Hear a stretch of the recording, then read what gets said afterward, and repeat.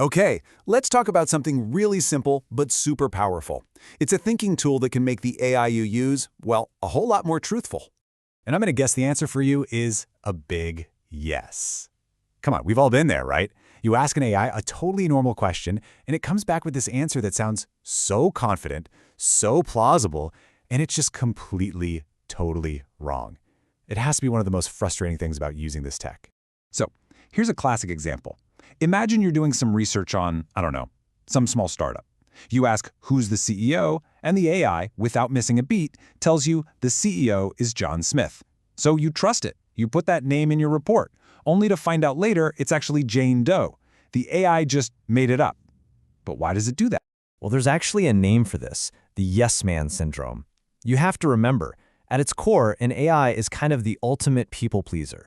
Its main job is to keep the conversation flowing and give you an answer that feels satisfying, even if it has to totally invent the facts to get there. So what's really going on under the hood? Well, these large language models, they're basically just incredibly advanced word prediction engines. They're not thinking in the human sense, they're just calculating. What's the most likely next word? And because of that, fluency, sounding good, often beats out factuality, being right.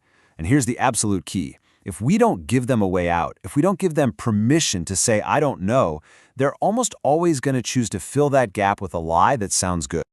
And that's the whole game right there. We have to give the AI that permission. We need to build a kind of safety switch right into our prompts. You can think of it like installing a circuit breaker, but for the truth.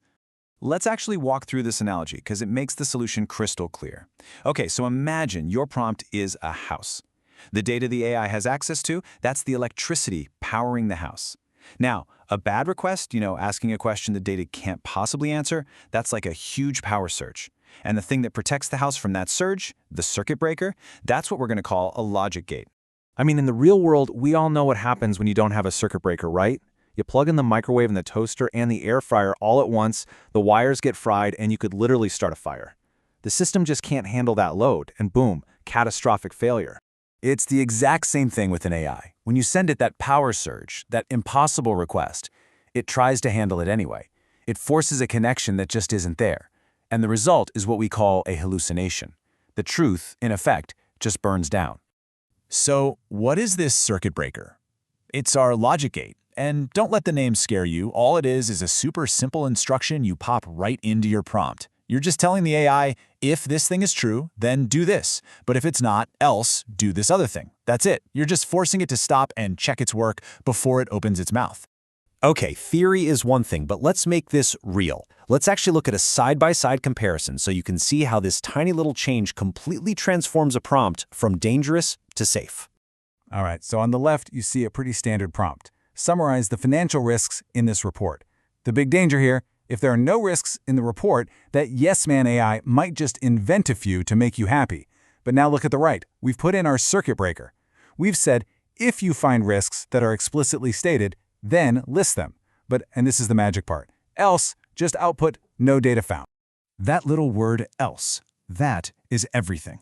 That is the permission to say no. It's the safe exit ramp that keeps the AI from feeling like it has to make something up to please you. You've given it an alternative to lying, and it's an incredibly useful one.